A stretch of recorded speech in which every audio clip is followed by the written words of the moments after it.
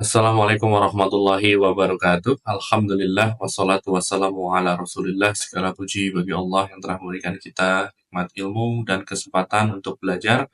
Salawat serta salam kita haturkan kepada junjungan kita Nabi Agung Muhammad Sallallahu Alaihi Wasallam.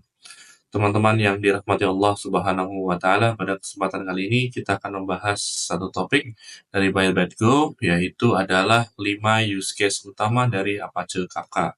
Jika teman-teman seorang backend engineer atau data engineer atau arsitek sebuah sistem, topik kali ini akan sangat bermanfaat bagi teman-teman semuanya.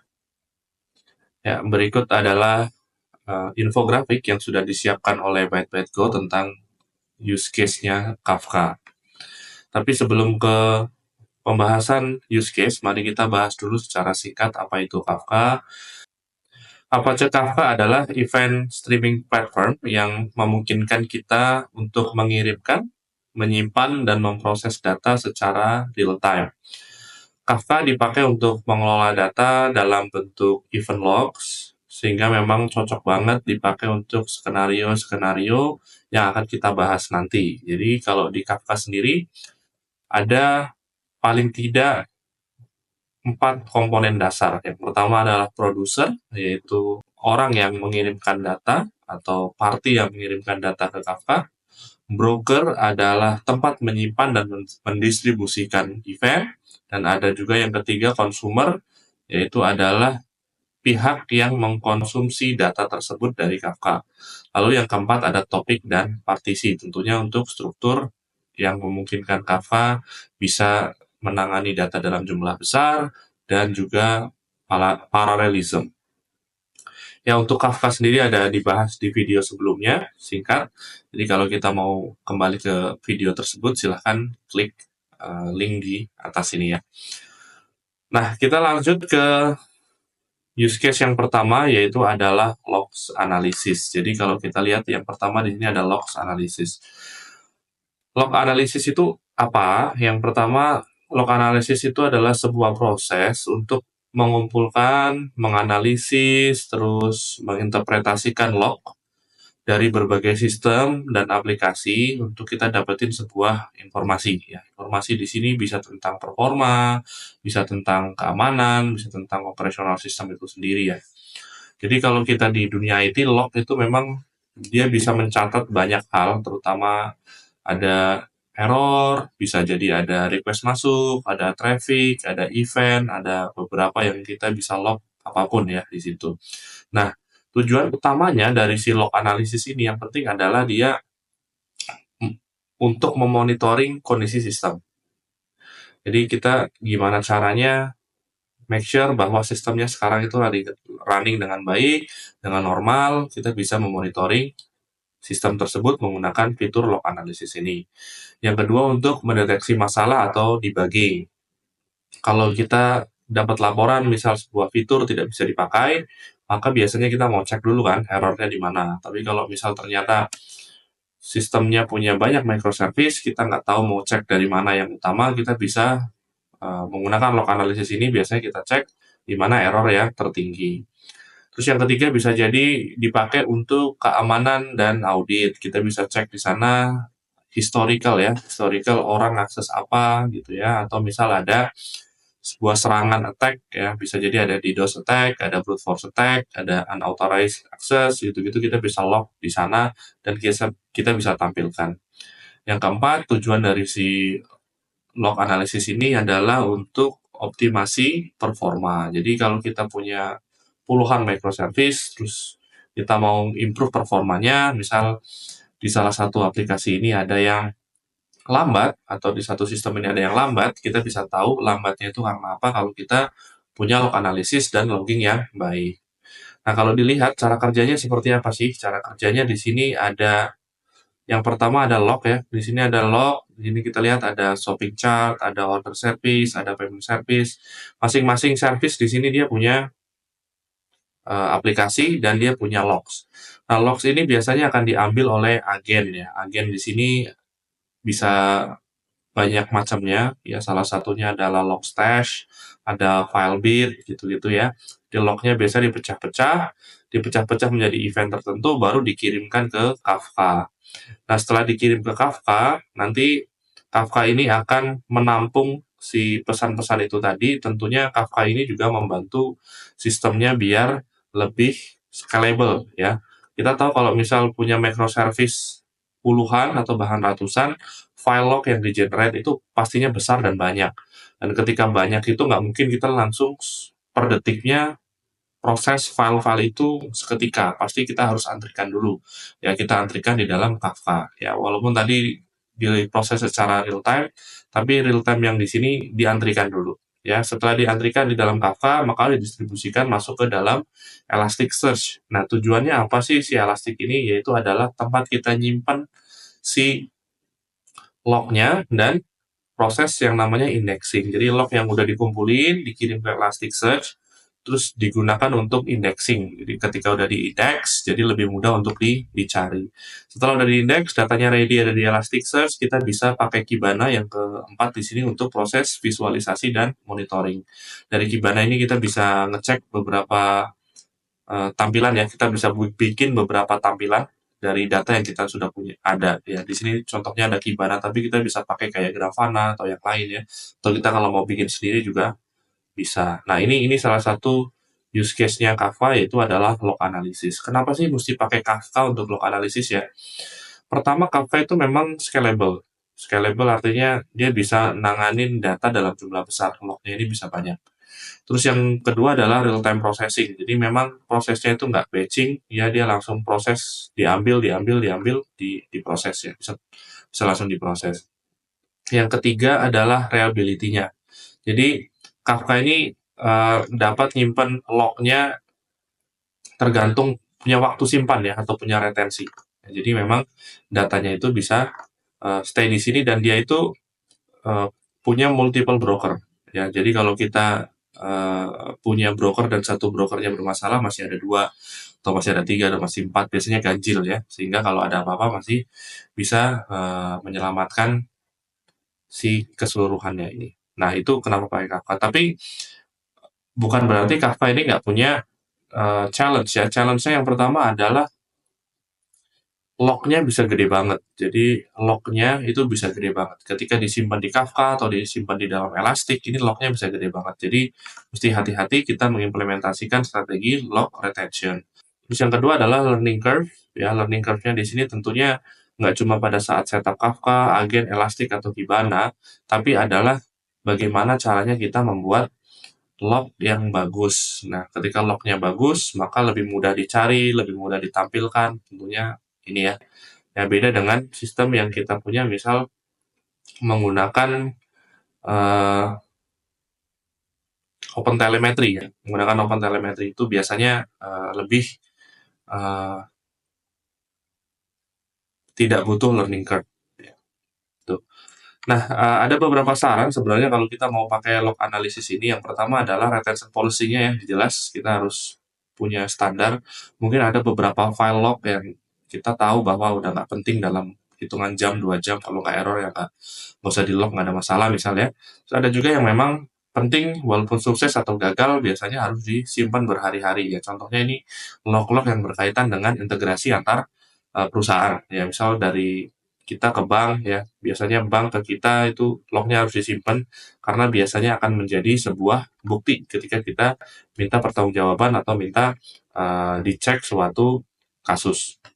Yang kedua adalah yang perlu diperhatikan adalah scaling dari si Kafka-nya sendiri. Jadi nggak mungkin kita cuma punya broker 1 ya, atau punya broker 2 doang. Yang satu mati terus satunya full ya, full load. Jadi nggak bisa nerima log, akhirnya lognya hilang misalnya. Nah, yang ketiga, memang karena ini log analisis, tapi nggak menutup kemungkinan sistemnya bermasalah juga, maka dia perlu alert ya. Jadi instalasi Kafka, Elastic, dan Kibana ini butuh alert system. Butuh alert system sendiri. Apakah Kafka-nya ini bagus atau enggak, nanti kita lanjutkan di yang nomor 3 ya, untuk si alert system. Toyib, itu yang pertama yaitu adalah log analysis. Selanjutnya kita punya data streaming dan recommendation. Apa sih itu data streaming dan recommendation? Jadi data streaming dan recommendation ini satu teknik ya, kita bisa memproses data secara real time dan data tersebut kita bisa gunakan untuk memberikan rekomendasi produk atau konten kepada user. Ya, biasanya berdasarkan aktivitas dari user-user tersebut. Berbeda kalau dengan sistem rekomendasi mungkin sebelum Kafka, kalau sebelum Kafka itu data pengguna atau data user itu dikumpulin dulu terus secara batching diproses. Nah, biasanya ada delay ya, ada delay sehingga secara rekomendasi ini bisa lambat, ya nggak real time. Nah, dengan adanya Kafka ini bisa real time gitu ya. Contoh penerapannya ini bisa ada di banyak hal ya tentunya biasanya kayak e-commerce. E-commerce kalau kita habis ngeklik sesuatu, kita ngelihat sesuatu, habis itu kita dapat push notif gimana, jadi nggak beli ini, beli itu ya, biasanya kayak gitu. Itu suatu rekomendasi sistem. Terus biasanya ada juga kayak streaming platform ya, mungkin kayak Netflix, kayak YouTube gitu ya, kita ngeklik satu video atau melihat satu short atau reels, biasanya dia akan proses dan siapin beberapa rekomendasi video selanjutnya atau rekomendasi film selanjutnya. Nah, yang ya banyak ya sebenarnya ada contohnya mungkin online learning ya kita bisa kasih materi khusus yang tadinya misal dia udah belajar tadinya clean code habis itu di suggest untuk belajar refactoring gitu-gitu ya itu bisa juga dengan recommendation. Nah, gimana sih cara kerjanya? Ya kalau cara kerjanya di sini cukup sederhana ya. User ngeklik si Steam-nya ini, klik yang ngeklik apapun lah ya. Pokoknya si ngeklik ini datanya dikirim ke Kafka. Nah, ketika datanya dikirim di Kafka, dia diantrikan seperti tadi ya untuk mencegah back pressure. Lalu dari Kafka ini di-listen atau dikonsum sama si Flink. Nah, Flink ini punyanya Apache juga ya, under Apache juga. Dia satu platform yang kita bisa pakai untuk melakukan data aggregation. Nah, contohnya misal data click aggregation ya. Jadi kita bisa mengkelompokkan data-data klik dari user tertentu ya. Jadi biasanya kan kita tahu kalau udah microservice biasanya stateless ya. Kita nggak tahu user ini ada data klik, mungkin data klik ada di server ini, tiba-tiba di server lain juga ada data klik. Nah, dengan Flink ini dia bisa mengagregasikan. Yang kedua ada dia bisa juga untuk melakukan user relation, jadi bisa menyesuaikan ya rekomendasi apa berdasarkan pola interaksi si usernya. Ya, basically ya coding sih di dalamnya ya. Terus misal dia ada produk info, jadi bisa diagregat, terus diolah datanya, terus menjadi satu hal yang siap untuk dipakai oleh user. Nah, kalau di sini dilihat setelah jadi Flink, terus masuk ke dalam Big Data Project ya di sini ya. Ada di agregat si user kliknya, ada produk infonya di ini, masuk ke data lake dan lain-lain. Setelah dilakukan apa segala macamnya, biasanya ini di sini ada satu uh, step yaitu ada machine learning models ya. Jadi di sini ditampilkan adalah data hasil pemrosesan si Flink ini dikirim ke model machine learning ya untuk menentukan rekomendasi apa yang paling bagus. Habis itu biasanya rekomendasi atau data-datanya disimpan di dalam data lake untuk dipakai oleh data scientist. Data scientist dia bisa konstruk model yang lain dari data-data yang sudah ada. Ini salah satu use case data streaming dan recommendation. Kenapa kok pakai Kafka? Yang jelas ya sama ya kayak tadi ya, dia scalable, dia reliability-nya bagus, tapi khusus untuk di data streaming dan recommendation ini adalah real time-nya, real time processing-nya. Jadi recommendation-nya ini bisa lebih cepat karena Kafka ini punya capability untuk di stream datanya bisa banyak banget ya, bisa cepat banget gitu. Dan dia bisa parallelism. Dan ini juga punya tantangan ya, nggak cuma keunggulan, tantangannya pasti infrastrukturnya kompleks banget. Kalau kita mungkin cuma Kafka ke Flink, dari Flink ke Kafka lagi itu mungkin masih oke lah ya. Di sini kalau di sini dilihat ada big data arsitektur, ada machine learning apa dan lain-lain. Ini memang udah high end ya. Tapi kalau kita mau yang simple-simple aja mungkin bisa ya kita hanya Flink doang habis itu disimpan di agregat ditaruh di mana untuk dipakai ke selanjutnya jadi push notification itu bisa-bisa aja. Nah, selanjutnya latensi. Ya, latensi ini bisa terjadi di beberapa titik di sini ya, kita lihat ya. Jadi bisa jadi dari Flink ini nggak langsung sama ke machine learning model, bisa jadi ke Kafka dulu, dari Kafka baru ke machine learning. Ini beberapa hal perlu di-tune up ya. Bisa jadi secara arsitektur perlu perubahan. Selanjutnya pasti ya ini biayanya, cost-nya lumayan ya kalau kita ngomongin full data, big data setup seperti ini. Nah, jadi untuk beberapa hal yang perlu dipikirin lagi nanti mungkin secara pastikan si Kafka sama Flink ini punya availability yang tinggi ya. Kalau dia nggak tinggi ya data masuk di reject sama Kafka, atau dari Kafka masuk di reject sama Flink, akhirnya numpuk di sini, akhirnya tidak bisa diproses. Terus pastikan kita punya yang namanya data cleansing ya, atau feature engineering, jadi agar model rekomendasinya ini lebih lebih akurat gitu. Terus juga harus dimonitor juga, ini baik dari segi infrastructure atau mungkin dari segi latensi ya, dimonitoring, jangan sampai tiba-tiba di sini lag-nya tinggi sekali, lag ya, lag-nya tinggi sekali, banyak event yang belum terproses, akhirnya ya rekomendasinya kurang tepat gitu ya. Nah, itu dia untuk yang use case kedua, si data streaming dan rekomendasi. Selanjutnya kita punya sistem monitoring dan alerting. Ya, tadi kita punya log analysis, sekarang kita punya sistem monitoring dan alerting. Ini sedikit sama tapi rada beda ya, sedikit sama tapi rada beda. Jadi si sistem monitoring dan alerting ini sebuah proses gimana caranya kita memantau performance atau keamanan atau secara healthiness dari sebuah sistem secara real time. Dan kita bisa ngirim sebuah alert ketika terjadi anomali tertentu atau ada sesuatu event yang melebihi threshold.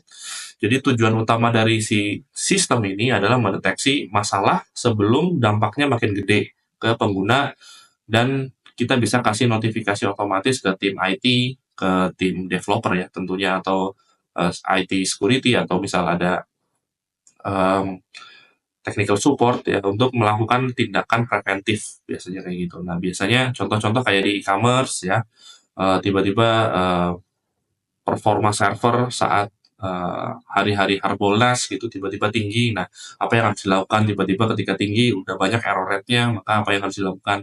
Misal dia harus melakukan rate limit, harus apa, dan lain-lain. Tentunya ini contoh penerapannya seperti itu. Nah, gimana sih cara kerjanya? Cara kerjanya hampir mirip dengan yang log analisis tadi, ada log dan lain-lainnya, ada metrik, itu diambil sama agen, ya, diambil sama agen, tapi agennya di sini bisa macam-macam ya. Tentunya kalau kita ngomongin service untuk alat monitoring ini nggak cuma lognya, tapi matrix di sini bisa jadi ada CPU, ada RAM, ada respon time, ada error rate, dan lain-lain. Ini banyak tentunya. Terus dari agen ini dikirim ke Kafka ya. Kafka kita tahu diantriin lagi masuk ke dalam sini, terus diambil sama Flink. Nah, Flink di sini yang dilakukan sama Flink adalah melakukan deteksi anomali dari event-event yang ada. Misal tiba-tiba respon time-nya naik. Ada satu sistem respon time-nya naik, misalnya karena pemrosesan yang kurang tepat, atau tiba-tiba ada database bottleneck, atau tiba-tiba ada apapun ya, mesinnya mungkin bermasalah, dan lain-lain, itu bisa jadi respon time-nya naik.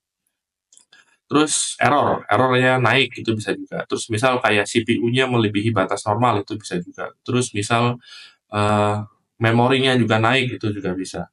Nah, yang jarang misal I/O ya, I/O-nya tiba-tiba spike ya, dia nulis log banyak banget misalnya ya. Misal ada API yang kurang optimal, dia nulis log bisa banyak sekali. Nah, ini bisa bisa jadi tinggi di I/O ya. Nah, biasanya dari Flink ini dikaitkan ke real time monitoring atau ke alerting. Alerting ini kita bisa pakai webhook. Dari webhook ini biasanya menuju ke chat system yang kita pakai ya. Bisa itu Slack, bisa itu apapun ya. Bisa DingTalk atau apa. Dan ini ada monitoring system. Ini si sistem monitoring ya. Tentunya kenapa pakai Kafka? Jelas real time, scalable, dia bisa tanganin blood pressure dan lain-lain. Dengan sistem ini sebenarnya kita bisa automate sih alertingnya. Tentunya kita sebagai IT di dunia IT ya, kita nggak mungkin mantengin sistem kita 24 jam, tentunya kita bikin sesuatu yang pintar agar sistemnya itu ngasih tahu kita kalau ada apa-apa. Ini yang dinamakan sebagai sistem monitoring dan alerting untuk mencari leading indikator, kayak gitu. Nah, em, ada beberapa challenge ya ketika kita menerapkan ini. Yang pertama adalah false positif sama false negatif. Jadi perlu dikonfigur dengan baik. Biasanya alarmnya terlalu sensitif, ya baru turun 1% alarm, 1% alarm gitu ya.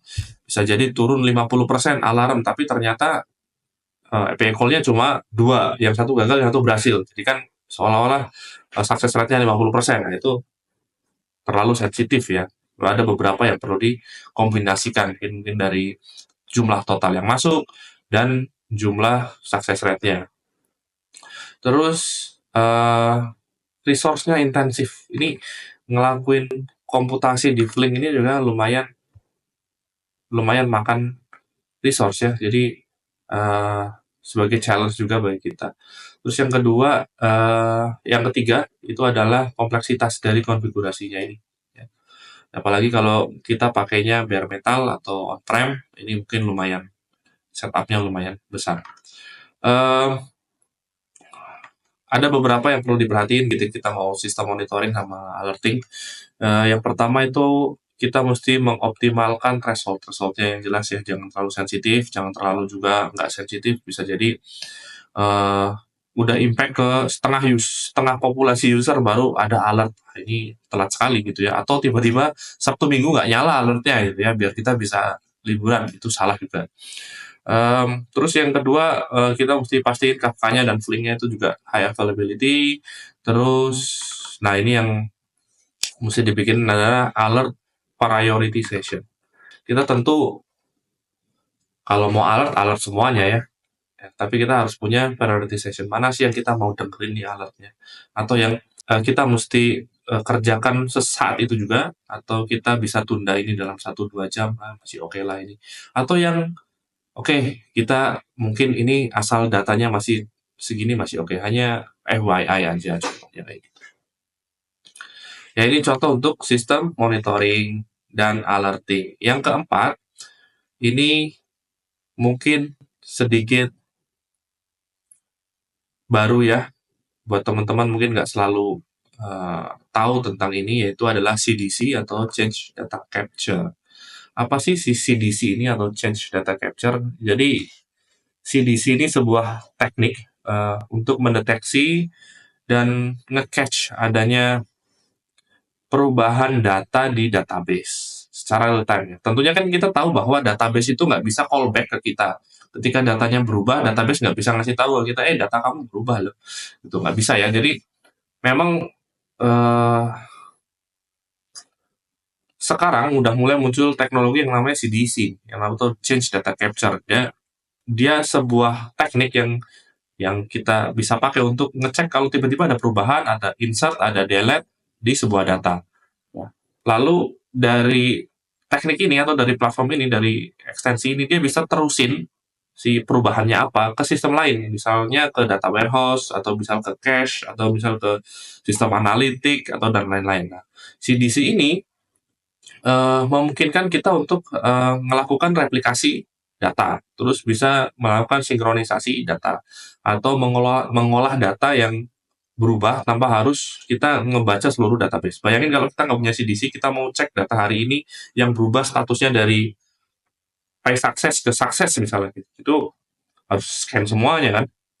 Dengan CDC ini nggak perlu. Jadi ketika saat itu juga ada perubahan status, maka CDC ini akan bisa capture. Nah, ini sangat berguna banget kalau kita udah menerapkan arsitektur event-driven ya, dan real-time analytics. Beberapa contoh yang paling sering dipakai itu adalah untuk proses replikasi database ya, dari misal database yang kita pakai untuk production dengan database yang kita pakai di big data. Terus bisa jadi ada cache update ya, misal kita nge-cache sebuah produk, terus kita ada CDC-nya ini ngasih eventnya kita untuk update value di cache, di Redis gitu-gitu, atau di Elasticsearch. Terus bisa juga untuk ETL ya, atau exact transform load di data warehouse dan lain-lain ya. Itu contoh penerapannya. Nah, cara kerjanya gimana? Cara kerjanya lumayan straight to the point ya. Ini database. Nah, database itu biasanya punya ekstensi yang namanya CDC. CDC ini bisa dikoneksikan dengan Kafka.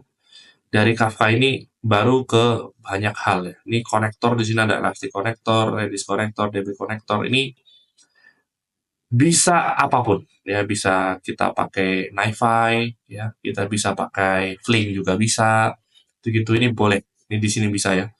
Ya, ini konektornya bisa NiFi dan lain-lain. Baru dimasukin ke Elastic, ke Redis atau ke database replika. Sebenarnya cukup straightforward ya, dari datanya CDC dikirim ke Kafka, Kafka ke konektor ke Sinks itu yang terakhir ya, dikonsum di sana. Nah, keunggulannya apa? Sama, keunggulannya ini real time, terus minim overhead ya, yang jelas minim overhead. Jadi seperti yang kita bahas tadi, kalau kita mau mendeteksi adanya perubahan sebuah status, kita nggak harus baca dari awal sampai akhir. Kalau datanya cuma 10 mungkin oke ya, tapi kalau datanya sehari sudah 15 juta, 100 juta data, itu bottleneck ya di sistem. Apalagi kita tahu database-nya ini akan jalan terus di production. Ada data replication, ada transaksi masuk, akhirnya berantakan database-nya. Oke. Tantangannya adalah kalau misal ada data skema yang berubah, itu masalah semua perusahaan ya, tiba-tiba struktur tabelnya berubah. Ini bisa jadi error pipeline ya, pipeline-nya berantakan. Terus tantangan selanjutnya adalah mungkin kayak data duplikat ya, ada data duplication atau ada ordering issues kadang-kadang. Nah, karena Kafka ini dia diproses secara paralel ya. Kalau paralel berarti kan dia nggak bisa menjamin adanya data order, datanya urutan, nggak bisa. Jadi eventnya itu mungkin datang nggak urutan gitu, atau bisa jadi terduplikasi, eventnya double. Jadi sama-sama ada event tapi double. Nah, ini mesti dipikirin gimana caranya di sisi konsumernya ya. Tentunya yang ini adalah high storage demand. Di sini di sisi Kafka-nya ya, pastikan kalau tiba-tiba di transaction log-nya banyak sekali, terus secara konsumsi ini kurang gitu ya, ini bisa problem di sisi storage-nya. Ya, mungkin ada beberapa hal yang perlu diperhatiin kalau implementasi ini. Yang pertama, mungkin kita bisa pakai skema registry. Jadi gimana caranya kita punya registry atau tempat yang sama untuk menangani perubahan skema data tanpa error. Ya, kalau misalnya skemanya berubah di sini, maka di sini otomatis menyesuaikan. Terus sama ke yang sebelum-sebelumnya adalah adanya retensi data di Kafka, ini juga harus dipikirin. Nggak jauh-jauh banget ya, nggak gede-gede banget. Kalau datanya kecil mungkin oke ya, bisa berbulan-bulan, bertahun-tahun. Tapi kalau datanya sehari sudah 500 giga, 1 tera, ini yang problem. Selanjutnya, pastikan kita pakai idempotency control ya di sini ya, karena datanya tadi bisa duplikat nih di sini ya, eventnya mungkin nggak urut dan lain-lain, jadi mesti dipikirin idempotency controlnya dan lain-lain ya. Bisa jadi di sini eventnya kan misal ada tiga state ya, misal satu data punya 3 state, misal created, pay success, sama success misalnya. Nah, bisa jadi dari created langsung pay success, dari created langsung sukses, event yang pay success belum masuk. Nah, ini gimana? Jangan sampai di sini status akhirnya jadi yang terakhir masuk, yaitu pay success. Nah, itu mesti dipikirin nih, orderingnya di sini. Nah, itu yang bisa disampaikan untuk yang CDC, ini kurang lebih seperti itu. Memang ada beberapa catatan yang penting, terutama di data ordering dan data duplication. Oke. Selanjutnya yang terakhir, yaitu adalah sistem migration. Apa sih sistem migration ini? Nah, secara harfiah sih sudah jelas ya, berarti migrasi sistem ya. Tapi seperti apa kok bisa pakai Kafka gitu ya? Kita jabarkan sebenarnya sistem migrasi itu atau migrasi sistem itu adalah ya memindahkan sistem atau aplikasi atau data dari satu environment ke environment yang lain. Baik itu upgrade versi lama ke versi baru, atau migrasi arsitektur baru, atau migrasi dari on-prem ke cloud atau cloud ke on-prem. Ya, migrasi ini penting untuk kita ningkatin performance atau security atau scalability ya tanpa ganggu layanan yang sekarang, jadi nggak ada downtime ya. Jadi Kafka ini berperan gimana caranya si migrasi sistem ini nggak downtime atau adanya zero downtime pada saat migration dengan pendekatan si event driven arsitektur. Contoh kita mau upgrade order service ya, kita mau upgrade order service dari versi 1 ke versi 2. Nah, kita mau pastikan transaksinya tuh tetap jalan pada saat migrasi. Artinya datanya itu selain disimpan di database yang sama, dia juga dipublish ke Kafka untuk disimpan di order service yang kedua. Jadi datanya itu bisa jalan secara real time. Yang kedua mungkin contohnya di migrasi database, udah pasti ya, mungkin dari MySQL ke Postgre, sama caranya dibaca, habis itu taruh di Kafka, habis itu di-convert jadi skemanya yang ada di Postgre, terus baru dimasukin. Terus bisa jadi microservice refactoring ya. Misalnya ada satu sistem yang tadinya monolith, terus kita mau jadi microservice tanpa kita berhentiin si bisnisnya. Nah, itu bisa pakai Kafka. Nah, gimana sih cara kerjanya? Nah, ini contohnya Kafka sebagai jembatan antara sistem lama dan sistem baru. Ya, Kafka di sini bisa nerima data dari sistem lama. Di sini ada V1 ya. Contohnya di sini ada payment atau order service.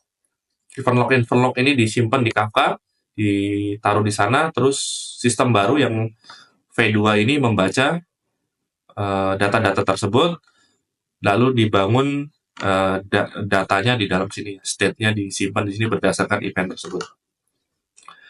Terus ada juga ini dual write strategi ya, dual write atau dual read strategi. Jadi misal ketika kita migrasi, kita tahu tulisnya di kedua database sekaligus misalnya.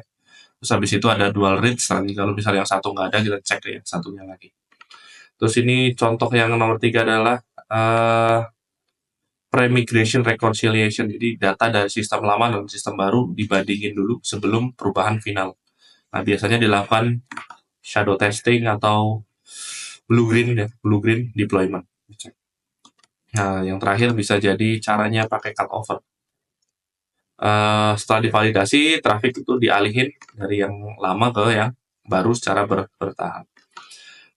Keunggulannya pasti dengan Kafka ini sebagai intermediary ya, dia scalable dan reliable, kita memastikan migrasinya itu zero downtime. Terus karena dia scalable dan fault tolerant, kita bisa lebih aman. Kita nggak mau tiba-tiba lagi migrasi Kafka-nya berantakan gitu kan, nggak mau ya. Nah, makanya dia bisa multiple broker. Terus juga kita bisa memastikan yang namanya data integrity sebelum pindah ke satu service ke yang lama ke yang baru ya. Data integrity yang paling penting untuk tantangannya ya. Tentunya kita kalau ada downtime mungkin aman ya, tapi kalau downtime-nya berapa lama nih? Kalau 5 menit mungkin masih oke gitu ya. Kalau ternyata 2 hari, nah itu yang tidak diinginkan ya. Tantangannya pasti migrasi itu nggak pernah gampang, dan pasti migrasi itu kompleks, jadi memang butuh arsitektur dan rencana yang matang ketika kita mau migrasi, walaupun udah ada Kafka-nya ya. Terus tantangannya mungkin bisa jadi ada duplicate event ya, kita mesti jagain. Terus proses migrasi juga tidak murah ya, ini mungkin tidak berjalan secara terus-menerus. Kalau udah migrasi ya Kafka-nya berhenti ya, jangan terus-terusan terima di sini, nanti makin banyak, makanya cost dan resource-nya juga intensif. Jadi yang perlu diperhatikan di sini adalah sistem migrasi ini ya pakai CDC aja gitu. Jadi CDC ini dipakai bukan hanya untuk pindahin ini ke big data, juga bisa dipakai untuk sistem migrasi. Jadi migrasi dari konsepnya kayak yang di sini ya. Jadi migrasi, kalau bisa migrasi database pakai CDC aja dari awal, jadi nggak usah table scan. Terus lakukan yang namanya shadow testing ya. Jadi sebelum di cut over penuh, kita bandingin dulu nih hasil sistem lama sama sistem baru ya, ada shadow testing. Terus yang terakhir tidak kalah pentingnya adalah retention. Data retentionnya seberapa lama diatur, jangan sampai tiba-tiba storage-nya penuh, retentionnya penuh, belum diproses semuanya, maka hilang datanya, ini jadi migrasinya gagal ya. Hati-hati, mungkin nggak gagal, cuma jadi lebih ribet. Oke ya, ini kita udah bahas 5 use case Kafka ya, top 5 ya katanya. Jadi alhamdulillah kita udah bahas semuanya. Jadi gimana si sistem ini kita bisa bantu untuk tingkatin skalabilitas sama keandalan ya atau performance dari berbagai sistem ya. Mungkin kesimpulan singkatnya, log analysis itu kita pakai untuk real time monitoring log, data streaming and recommendation untuk ningkatin personalisasi ya dengan data real time. Terus sistem monitoring dan alerting ini untuk mencegah masalah sebelum terjadi atau leading indicator. Yang keempat ini ada change data capture untuk replikasi data tanpa ada downtime. Terus yang kelima ada sistem migrasi untuk migrasi apapun tanpa downtime. Nah, mungkin ada beberapa pertanyaan ya kalau teman-teman udah pakai Kafka, terus teman-teman pakai di use case yang mana, kalau mau bagi-bagi pengalaman, teman-teman bisa tulis di kolom komentar ya. Alhamdulillah kita tutup dengan doa kafaratul majlis. Subhanakallahumma wa bihamdika asyhadu an la ilaha illa anta astaghfiruka wa atubu ilaik. Wassalamualaikum warahmatullahi wabarakatuh.